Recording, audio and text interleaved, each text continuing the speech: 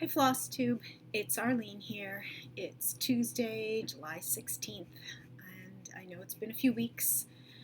I've wanted to come hang out with my people for a few days now, and I've just been kind of struggling to get up the energy to do so. I hope you've all been well. I imagine there might be some of you who are a little bit like me right now. I don't know. It's easy enough to blame it on the weather, so let's just do that. The humidity, heat, but the humidity has just been a complete drain on me. And I feel like there's been some struggles. And I'm not going to blame it all on the weather, it's other things as well, but I don't know. You go through ups and downs, everyone goes through ups and downs, and so you look for the things that help. And one of the things that helps is thinking about my stitching community and all of you guys. And I've been wanting to come and make a video and catch up. I have things to talk about related to StitchCon and the New Jersey retreat coming up in 2.5 weeks. But overall, my list is not that long for today. And so I want to say this isn't going to be a long video, but I know famous last words. You already know how long this is. I'm just going to start blabbering away and we'll see how long this takes. So that's just a little short version of my current state. Let's do a little recap of StitchCon. I had a great time. I really did. I know I went into it a little worried about the size. I'll just be honest. That 400 people just felt like a lot to me. And that I felt I was either going to be completely overwhelmed or so focused in just staying within the little group of people that I knew and not being patient with myself and trying to go outside that little group. And I did okay. I felt like I could have done more. The introvert side, the shy side, definitely had its moments, the times when I just wanted to sit and be still and to soak it in. And that's okay to have those times, just to acknowledge the amazingness of sitting in a room with so many people who just love what I love. That there's a beauty and specialness about that that is hard to describe to people who don't have a passion, a hobby, for lack of a simple word, but who don't have a passion like we all do. Who can't understand the importance of being around people who love it. I mean, I suppose many people might get it in the sports world, the passions that you see at a Major League Baseball game or an NFL game or something. I don't know. Neither of the sports is just not my realm. But you see that in the stadiums. Or I've seen people who, well, you get it. So just to soak up the atmosphere of being around so many people who love what I love. I got to meet a lot of people. I feel like I made some new friends from the experience. And at the same time, I feel like I walked away thinking I didn't spend either enough time with this person or that person, or simply, my gosh, I know this person was there and maybe we got one hug in or one hello in and barely more than that. And I wish there was more opportunities. It's all about balance, I think. So a little bit about what I worked on. I brought, in effect, 4 things with me. I didn't work on one of them. I brought 3, and I say things because one of them was a bobbin lace project. So to say projects, 4 projects with me. The main cross-stitching project that I brought to work on is a great thing for stitching retreats, but it's pretty much, I only work on it. I started it last year or not started it, but close to started it at the New Jersey retreat, and I've barely worked on it beyond stitching retreats and sometimes at my monthly gatherings. So it hasn't gotten very far. This is, and I don't even remember when I last showed it to you. It is one of my own designs called Color Thesaurus. Can you see it through the plastic here? Diana project bag. Color Thesaurus. And the purples are all done. And I was working on the blues. I think I couldn't even tell you exactly what I put. I think I put in the background blue of at least some, if not all of those three, put in some words. There's a third row of blue, so the blues, each color has 3 rows, has 9 blocks in it. There's a long way to go on this project. So this was the cross stitch project I brought to work on. I brought a second cross stitch project that I never even took out at all. I brought,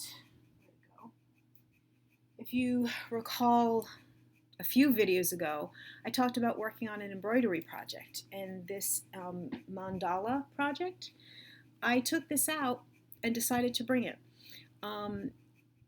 It was just, it felt right to have something that would be stitching but not cross stitch on hand if I needed that kind of different feeling. And as it was, I thought I might be going back and forth between 2 cross stitching projects, and no, I went back and forth between the cross stitching and this embroidery project. All I put in was the purple heart here and the 2 purple hearts. I had, right before I went, the couple of nights right beforehand, I put in, just to figure out what I was going to do, this purple heart, which you can also see has gold metallic to it, so I knew what would be coming. I didn't think I would finish all of the other 5 purple hearts and need to do the metallic, but I just wanted to be prepared what I would be doing next. I don't really have a picture to show you just because the finished picture is totally different colors. I'll be I'll be using blues, this tannish color, the purple as an accent, and then there's a lot of gold yet to come with some seed beads. And it's just a project I'm going to keep handy for when I need a break from cross stitching, when I need an embroidery project to keep on hand. So it'll get done when it gets done.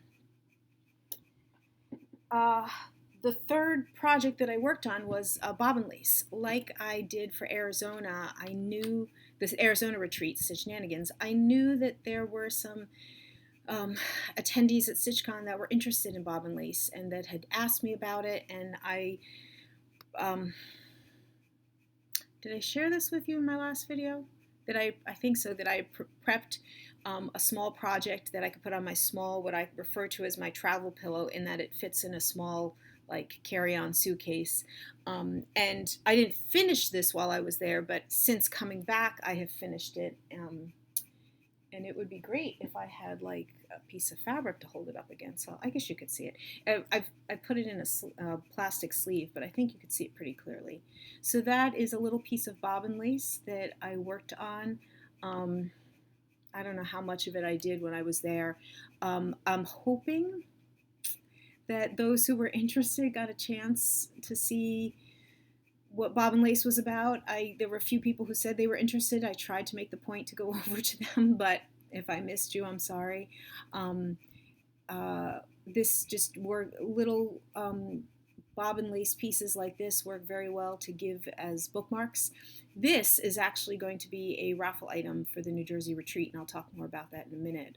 But just a little bit of handmade lace, as it's a topic that I often share on my Flosstube videos. So I worked on that, and since coming back, I just finished it because I wanted to get this finished off. So those were the 3 projects I worked on. How much stitching actually really got done for being out there for 4.5 days, because I arrived, midday on, late in the day, I guess you could say, on Wednesday. All of that is not a lot of stitching. There was someone, I was watching their StitchCon video, and they said it really should be called TalkCon, not StitchCon. I don't know if I would quite blame it on talking so much, but it's about being around so many people and just enjoying the experience of all the pieces to that. And that means appreciating what others are stitching on. Yes, talking with others, visiting the brag table, visiting the freebie table, and that's what I'm going to talk about next. Going out, I was with a group where we had rented a car, and that allowed us to do a little bit of a thrifting trip and getting out to get a couple of meals and just that little bit of freedom makes a lot of sense. So again, I wasn't just sitting in a seat at a table stitching for 10 hours, 12 hours a day. It wasn't like that for me. I suppose there were some people who did that, and that was totally their joy and what they wanted from it. I was having an interesting conversation. Well, let me come back to that conversation in a minute, because it was more about the New Jersey retreat, but it's really more general about stitching retreats. Let me just finish up my whole StitchCon conversation, because mostly what I wanted to share with you. What did I buy? If you've been with me a while, or if you're new, you should know this is not a Flosstube channel where you're going to see a whole lot of haul, where people are sharing what they purchase. I know that some people love that. Simply put, I don't purchase an awful lot. I just don't. But I will buy anything that I want or need. Just neither of those really came up. The only thing that I wanted was something that would be a souvenir, and I got exactly what I wanted in the trip I took to Keepsakes with a few others. Bought a wooden floss holder. I don't know if I will ever use it as a floss holder, but it's the perfect souvenir. It's representing the house that is Keepsakes. If you have not been or have not heard anybody talk about Keepsakes, it is in an old house. And so this little wooden thing that they have had made up is the front of the house, the porch and everything. And when I saw this, I'm like, that's it. That's my souvenir. That's exactly what I need. And more and more important to me to make sure that I have something, and it does not need to be big, and if it is big, fine, but just to have something that represents to me the memory of the trip, and this is part of it for this year. If you have watched other StitchCon videos, you have seen that we all got a bag that looked like this.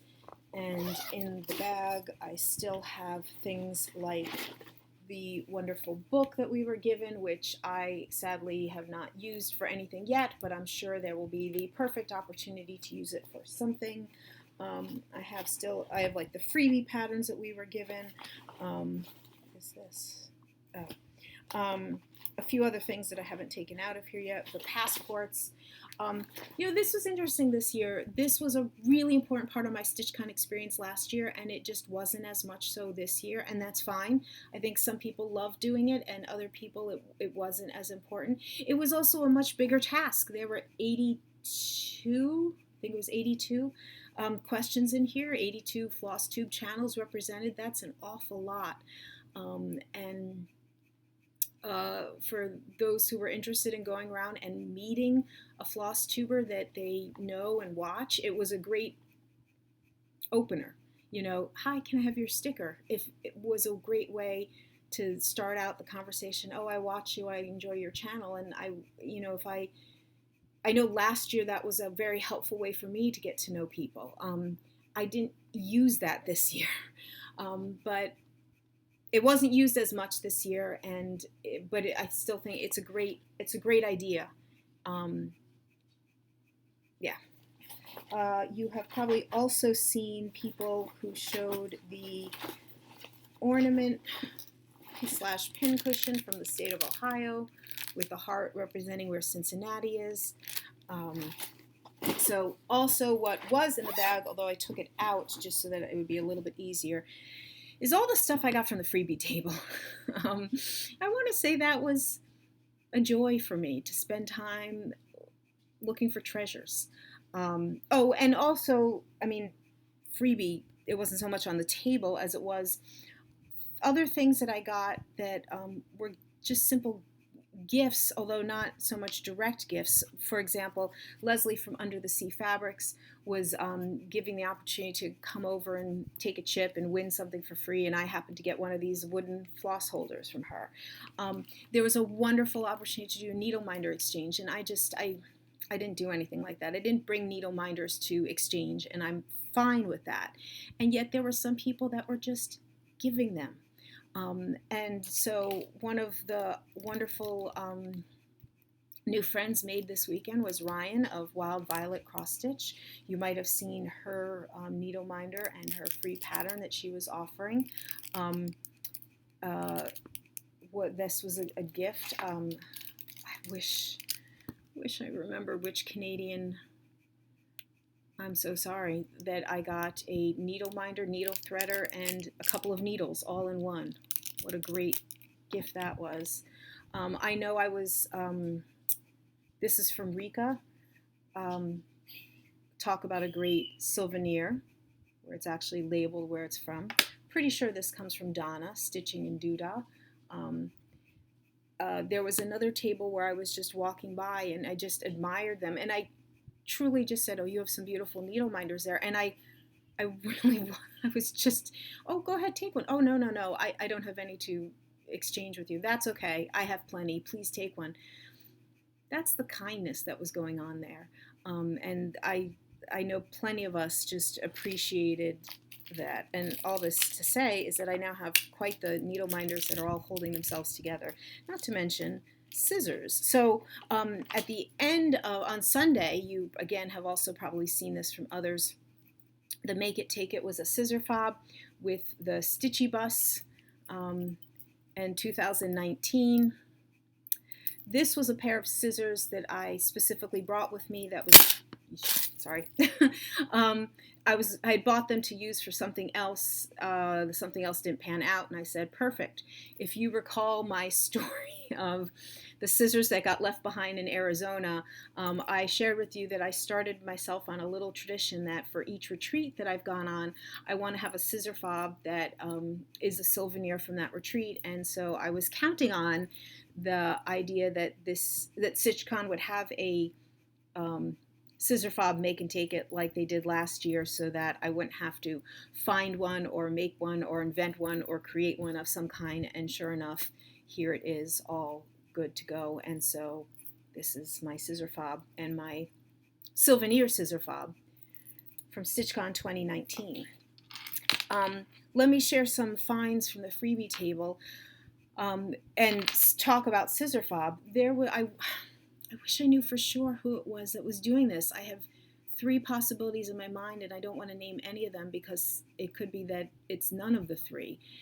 At the very beginning, like on Thursday, there was someone who had put out a whole lot of these beautiful scissor fobs. And at first it was like, does this person mean to put these on the freebie table? And so I love the beads, and this one has a butterfly at the end. I love the significance of butterflies. And so, of course, this is my secondary scissor fob from StitchCon in terms of souvenir. And I keep this in mind very much so. These are my imposter beads.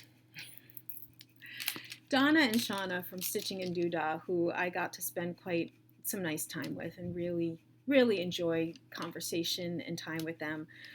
Remember them very fondly from last year and had a great time with them this year.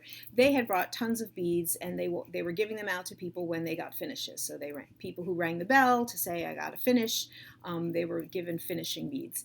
And there we are pretty late on Sunday.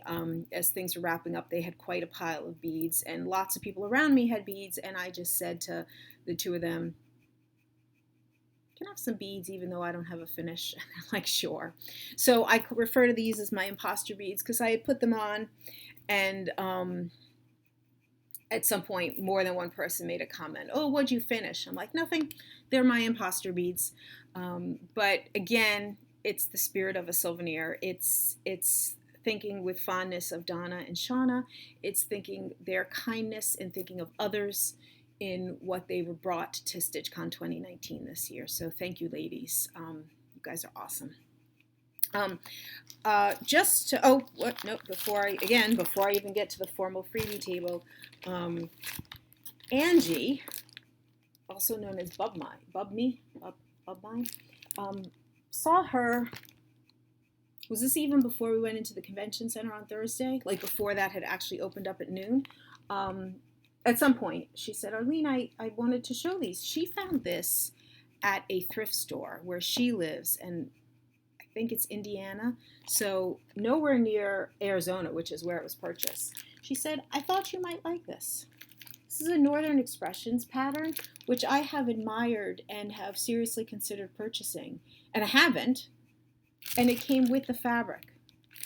And she bought this at a thrift store for like $3. And I was like, oh my goodness, yes. I think this is so beautiful. And I just might have to stitch this up. So thank you, Angie. This was an unexpected treasure, and I appreciate it not going to the freebie table, but directly into the hands of someone who's definitely going to love it. When I was out and about one point with Jen, Delicious Threads, we had gone on a little shopping expedition to Michael's for something that I needed, and we were in the framing area, but when you're in a Michael's, you go to check out to see what's in the needlework department, aisle. And we saw hanging these cards, color cards, DMC color cards. And if you look on this side, it looks like the traditional DMC color card in miniature, in that it's organized by color. You know, the DMC color card starts with the reds and goes to the blues and purples and greens and so on. And what the neat idea of this is that on the other side, it's in numerical order. It's a really neat cross-reference. And I looked at them like, there's no UPC symbol on this. Is this for free? And we found someone who worked there, and we said, are these for free? Because sometimes there's like these little freebie things in the aisles of Michael's. And she said, yeah. So we took all of them, or most of them anyway. We left like 5 hanging there. But we took the whole stack basically and brought them back, and Jen was the one who started, you get a card, you get a card, you get a card, doing her best Oprah impression, I might add.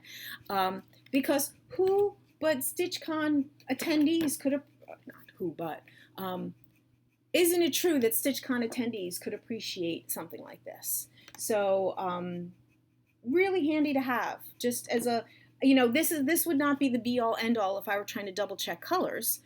I would then go to the actual threads, or I'd go to my real thread card. But this is just a nice handy reference guide that I am glad that I have, especially this like double checking by numerical order. I was literally just on a website yesterday that was talking about color 478. It was definitely a 470 something. And I was like, that is not a blue. That is not a blue. That number doesn't exist. Doesn't exist. And this was getting my stuff ready for a video. This was more handy than my regular DMC color card, and sure enough, there's some lower 470s, but there's no 478, and I was right. There is no 478. It ain't a blue. So this was really helpful and a great find by luck. Okay, now, freebie table. What are some of the things I found? This is one of these pouches that you could color on. I may or may not color, but it's a great little pouch. Somebody put in a set of needles. Now these are quilting needles, so they are sharps. But you know what? I could use sharps sometimes, and they have decent sized eyes, so helpful. Metallic Madeira thread. I am intrigued to try this out. Compare it to DMC. I know there are some people who say the DMC metallic is like useless, don't ever try it. I've actually used it. You can survive. Anyway, when you see something like this that you can pick up for free, of course, I want to try it. Okay, but now here come the real treasures. So where's the other book that I was talking about? Shoot, didn't I bring it up? Literally right before StitchCon. Yes, I did bring it up. Right before StitchCon, I recorded one of my monthly fiber talk with Gary on, I want to say it was like the day before I left, but it might have been 2 days before I left. And in that, I mentioned a book, and I wanted to share with you the book. It was called The Art of Bead Embroidery. Look at that. Isn't that gorgeous?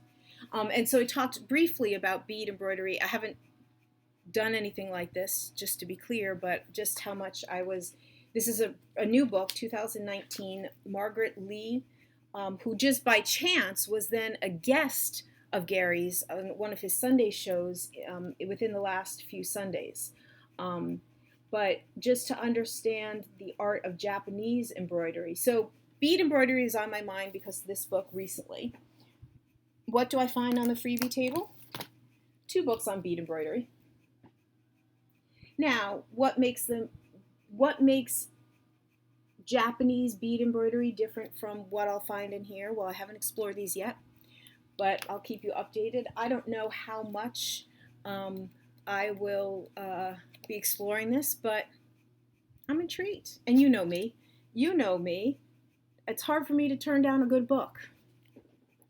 Speaking of a good book, sorry, I'm just trying to move things out of the way as they come. Speaking of a good book, somebody left this on the freebie table.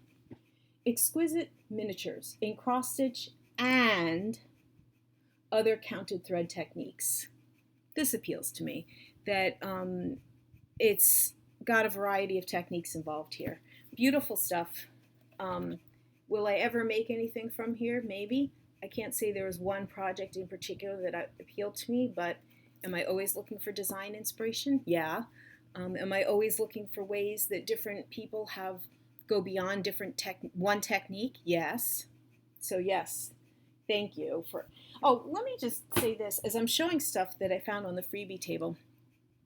It happened both after StitchCon last year and after Arizona this year, Stitchanigans, that I was sharing things found on the freebie table, and somebody commented, "Oh, I was the one who put that there."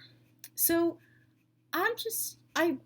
if you are watching this and you're the one that put anything that I'm showing, just know how much I'm appreciating these things. That's what the sharing and the love that goes on in this community. I mean, I think something like a freebie table at a retreat, any retreat, is just like the epitome of that. People giving away things that they just know are not going to be used by them, and others picking up those items, and in some cases, absolutely loving what they have picked up. EGA samplings from the Great Lakes region. Again, a project book of all different types of projects. There is counted thread, what is probably black work. There is needlepoint. There is hardanger. There is bargello. There are different types of projects. I love publications like this that have the multiple kinds. This is Anne Streitz Kurtz. She is quite a needlepoint needlework artist. I want to say she works mostly on, well, I was going to say Congress cloth, but no, this is canvas. So this is a particular design of hers, and it even comes with the fan, the kimono. It's called Kimono Maiden. Her directions are very thorough, and I may just have to make this one up. It was just I couldn't turn this one away. It's not, the stitches are not too complex. It's not a very complex design. I loved this. I don't know if I will make this particular pattern, but I might definitely use the design element to make something like it. So it's called Twisted Oaks Design Presents, so that's Twisted Oaks Design must be the designer, a patchwork garden pincushion ball. But how do you assemble a pincushion ball? Well, I think the instructions are the most valuable part of this whole design. And I think I'm excited to explore how this was all constructed. What else is in my pile? Oh, back to beads. I picked up a little kit, but this is particularly loomed, beading loom. And it says kit includes Mill Hill glass beads, Nymo thread, beading needles, and complete looming instructions. Does this mean I need to have a loom? Well, you know what? I actually have, unless I got rid of it. No, it's still sitting up there. A little bead loom kit that I got a long time, like a little baby one that I got a long time ago.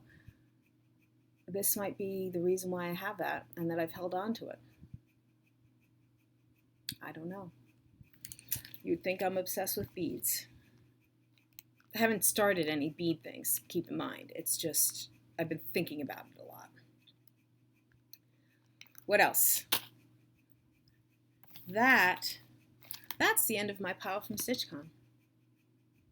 There was a lot of wonderful things, guys.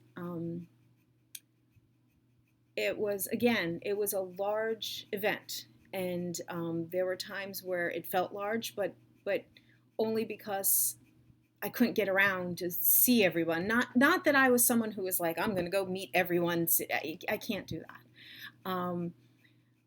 It will be very interesting to feel the comparison between that and the New Jersey retreat, which is coming up in just about 2.5 weeks, not even, a little over 2 weeks. We will have a little over 100 people. And what that size will feel like, how much. Now it's different because I'm running that retreat, so I'm not really the best person to make the judgment of how does that feel different. You're really going to need to watch videos of people who will have gone to both retreats and get their take on it. But yeah, what have I been working on since coming back from StitchCon? Well, a few different things. I've been working on a lot of the New Jersey retreat things, including some stitching that I'm not going to show you just yet, but you'll get a chance to see soon. Yes, I've got the itchy nose that happens when you make Flosstube videos. I've been working on some designing pieces. I'll let you know I've hit a couple of roadblocks in a couple of ideas that I really want to make work. And just like anything else, in whatever aspect of your life, when you hit a roadblock on something, you feel frustrated, and I've hit some frustration points. In one case, I have stepped away for a few days, and this has been helpful. It is something that, well, deadlines, schmedlines. You know, we'll see what I end up doing in terms of a time frame for it. Another thing that I will share with you, actually, so I decided I'm going to share something, which is I've only been stitching on it for a couple of nights, so it's not much stitching to show. So I'm not going to talk so much about the design, but I will talk about the materials. So this is the beginning of a new project, and how big it will be, we'll see. This needle minder, oh no, not this needle minder, never mind. These clips, you probably have seen people talk about these thread peels. These didn't come from StitchCon, but they were very kindly gifted to me by Megan. Thank you, Megan. After StitchCon, where she went on Amazon and bought a whole bunch of them and then was giving them out at our Stitch group meeting 2 weeks ago on Saturday. So this is a new project that I started, and I just wanted to share with you the fabric, which I don't know what it's an antique white. It is not my traditional Zweigart, which is, I mean, I typically use Zweigart because because of my LNS being a Zweigart distributor, and that's just where I get my fabric from. This is actually a piece that I picked up a number of years ago when I was on a trip to France, and I recently unearthed it. I want to say I was cleaning out, but I was sort of rearranging things, and I was like, oh yeah, that's right. I got to remember to do something with this. And then when just about a week or so later, I was thinking about starting what I've started, it was actually a little bit of serendipity. My needlework store was closed for a week, you know, summer vacation kind of week, and I thought, well, I can't go up and get a new piece of fabric. I don't really have anything in a stash that would work for this. But wait a second, I sort of do. Just because I wasn't keeping this in my container of fabric, it is part of my stash. If anyone knows anything, so it was wrapped in a roll. Lina Broder, fabric en France, cross-stitch linen made in France. It is a 36 count. It was originally labeled one thing and then handwritten over, and I did count it. It is not 32, it is 36. If anyone knows anything about this brand, it's interesting. I'm enjoying stitching on it. I want to say the holes are bigger than what I'm used to of a linen, but that's making it very nice to stitch on. But it's definitely a linen and not an even weave. Like, it definitely has the slubbiness, some slubbiness, if that's a word, of a linen. The other thing that's different is you see me working on Q-snaps. This is a case of 2 nights ago when I started it, that the scroll rods that I needed or that would have worked weren't, I couldn't decide whether to cut the fabric or not cut the fabric because I haven't decided exactly the end result of this, and I'm just going to leave that as it is. So I didn't want to cut the fabric, so I didn't know which side scroll rods to use, so I didn't want to use the super duper long ones, and so I just decided, you know what, I'm putting on a Q-snap right now. So I own one set of Q-snaps, and that's what it's sitting on. The thread I'm using, let's talk thread for a moment. This is Sulky 12 weight. Now, oh, and I forgot to bring them up. If we go back a couple of videos, I shared with you when I purchased 8 of the cotton 12 weight petites, the spools that come, they sort of are like this size, although this is not it. This is a Gutermann thread, but they look about this size. And I thought that I was going to use one of those. And in a very last minute decision, I had a blue, and then I had like they're all blendables, meaning they're all like variegated. And I had a blue, like royal, somewhere between a royal and a peacock blue. And I just decided that one didn't have enough, I'm sorry I didn't bring them up. I decided that one didn't have enough variegation. And then there was like a purpley pinkish one. And I decided that one had too much variegation. All this was like, I didn't love the colors enough to start what potentially might be a pretty long-term, not long-term, but a larger project. And I went back to this one, which I absolutely love. Now this color, which may be called periwinkle, but it may not be, so don't quote me on that, does not come in the smaller spool. This is the 112 weight that I'd purchased when I went to an actual store and saw them, and I don't even remember if the store had the smaller spools. I was just looking at all the colors they had, and this one just immediately drew my eye. And are we getting, can you see? You know, it's periwinkles, it's with a little bit of lavender, a little bit of light blue. Now, I had done one small model recently using this thread, and I loved it, and that was on a 32 count fabric. And I know I talked about it because I talked about how it actually worked pretty nicely on that 32 count fabric.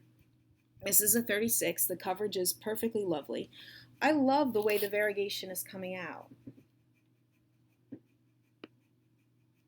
I don't know how well.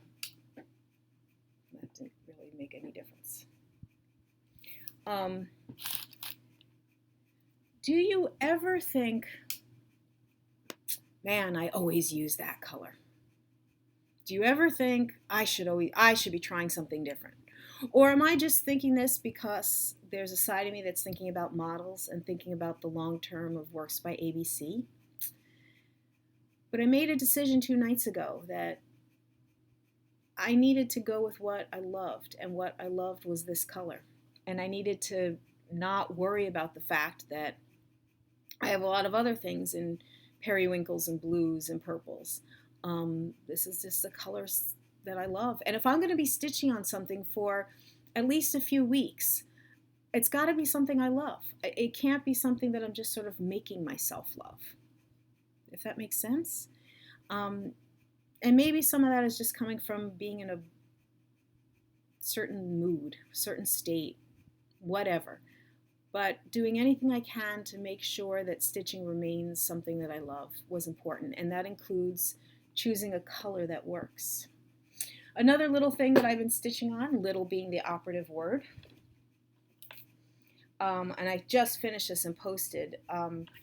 Some time ago, I shared with you having made this necklace, and I have just finished stitching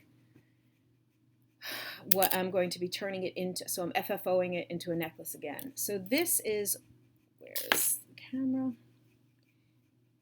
This is 1/1 on 55 count. And those are full X's. Yes, I was using great magnification. And I'm not going to claim that it was a joy to stitch that. I had to do it in small chunks. It was not, about 20 or so minutes at a time was about all I really wanted to be working on it. Why did I do it? Well, once I turn it into a necklace, is going to be another raffle item for the New Jersey Retreat. Now, just keep in mind, it is not like all the items on the raffle table are going to be things I've made. No, these two things, the bobbin lace bookmark and this necklace, are the only things that will be on the raffle table that I've made. People have asked once I posted on Instagram about the thread that I use. Because of my lace world, I have some threads, or have known about some threads that are pretty fine. The thread that I'm actually using on here is a Japanese, with the brand called YLI, silk thread number 100. And it's pretty fine, although I am pretty sure as I started stitching it that what I really used for this one is another thread that I have for bobbin lace that I bought specifically for making other things on 55 count, which I haven't. But I have these grandiose plans, and that's why I bought a few different threads to use for stitching on very fine stuff. And I think I used this thread, which is also a silk. This one is Barton Francis .be. What country ends its websites with .be? Somebody will know it. I think, is it focusing? Can you see how fine that is? I mean, it's like working with cobwebs. But I think I was using this on the necklace. The color difference is ever so, like, they're both navy, a dark blue, but I'm pretty sure this is what I had used, and that's okay. It looks just fine. So these are just threads that I know from my lace world, and that's how I came to be using them. Don't want to drop. New Jersey Retreat coming up. Things to share. I work a little bit on most days, a little bit of something. I'm excited for it. I'm nervous about it. I want everything to go well. I want everyone to have a good time. The conversation that I was having with a friend, a former colleague that I haven't seen in quite a while, we had lunch last week. And it was a very interesting conversation because, and so this applies to any kind of retreat. It's not, she was asking what I was up to. I was trying to explain, and I didn't want to make it too much of the conversation because I sort of knew there was only so much she could get. But I was trying to explain that, in a few weeks I'm running this event. It's called a Stitching Retreat, and I have over 100 people coming in from 22 different states and a handful from Canada. And so just throw out statistics like that, and she's like, whoa, how do these people hear about it? How do they know about it? And she's like, so what goes on? Do you, teach them things? We're teachers.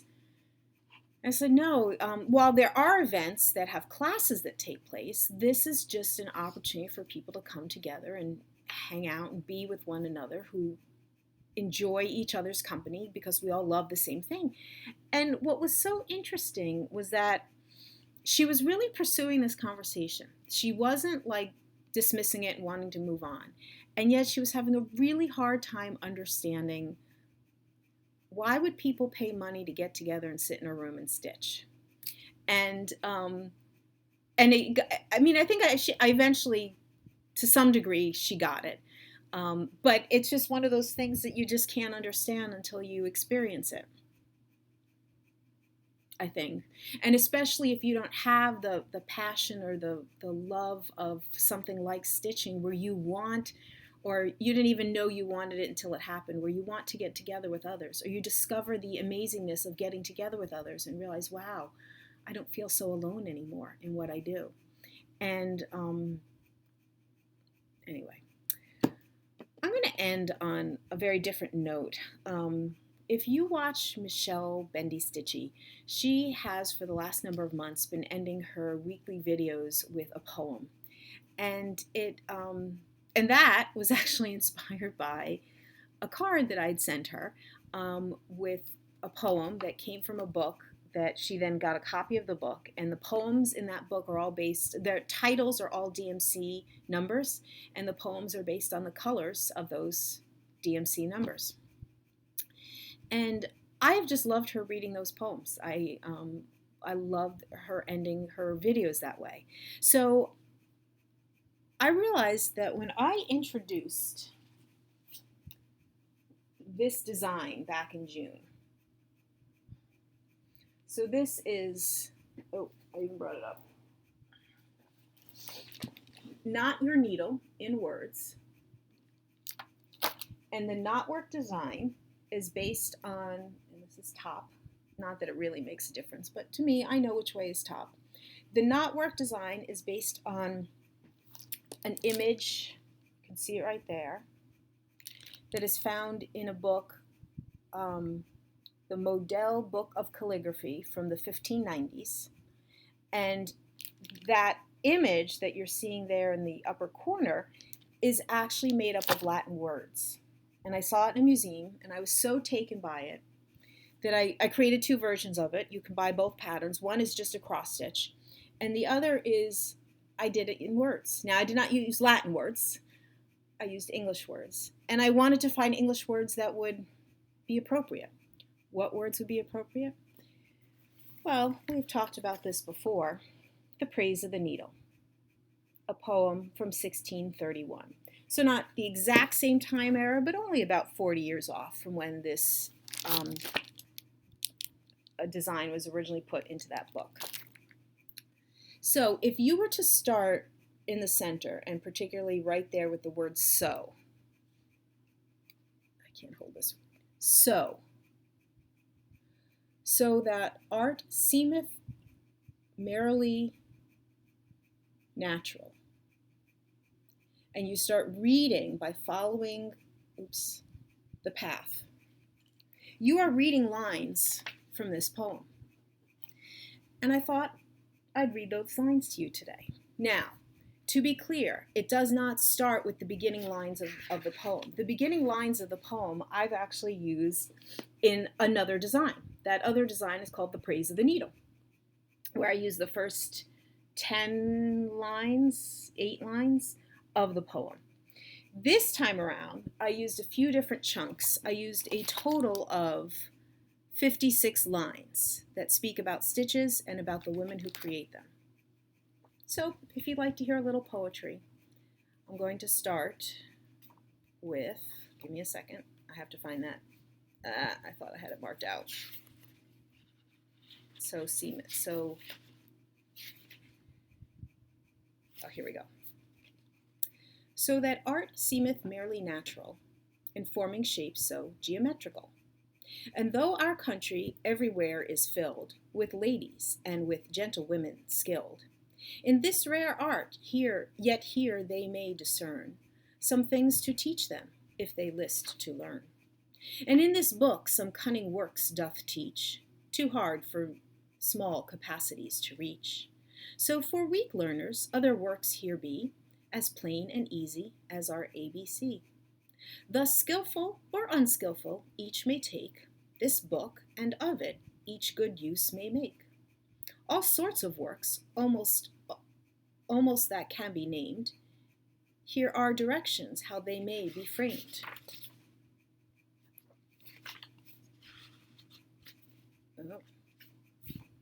Thus are these works fair fetched and dearly bought, and consequently good for ladies' thought. Nor do I derogate in any case, or do esteem of other teachings base. For tent work, raised work, laid work, frost work, network, most curious pearls, or rare Italian cut work. Fine fern stitch, finny stitch, new stitch and chain stitch, brave bread stitch, fisher stitch, Irish stitch and queen stitch, the Spanish stitch, rosemary stitch, and mew stitch, the smarting whip stitch, back stitch, and the cross stitch. All these are good, and these we must allow, and these are everywhere in practice now. And in this book there are of these some store, with many other never seen before. Here practice and intuition may be free, as the squirrel skips from tree to tree. So maids may, from their mistress or their mother, learn to leave one work and to learn another. For here they may make choice of which is which, and skip from work to work, from stitch to stitch, until in time delightful practice shall, with profit, make them perfect in them all. Thus hoping that these works may have this guide, to serve for ornament and not for pride, to cherish virtue, banish idleness. For these ends may this book have good success. A needle, though it may be but small and slender, yet it is both a maker and a mender. A great reformer of old rents decayed, stops holes and seams and desperate cuts displayed. And thus without the needle we may see, we should without our bibs and biggins be. No shirts or smocks our nakedness to hide, no garments gay to make us magnified, no shadows, chaperones, cawls, bands, ruffs, or cuffs, no kerchiefs, coifs, chin clouds, or merry muffs, no crosscloths, aprons, handkerchiefs, or falls, no tablecloths for parlors or for halls, no sheets, no towels, napkins, pillow bears, nor any garment man or woman wears. Thus is a needle proud an instrument of profit, pleasure, and of ornament. The Praise of the Needle, John Taylor, 1631. That's it for today, folks. I probably won't be back. I definitely won't be back till after the New Jersey retreat, but I look forward to sharing everything with you then. Thank you so much for being here. I appreciate every like, every comment, every connection I have with my stitching group, my stitching people out there. Being a part of this community continues to mean the world to me. Till next time.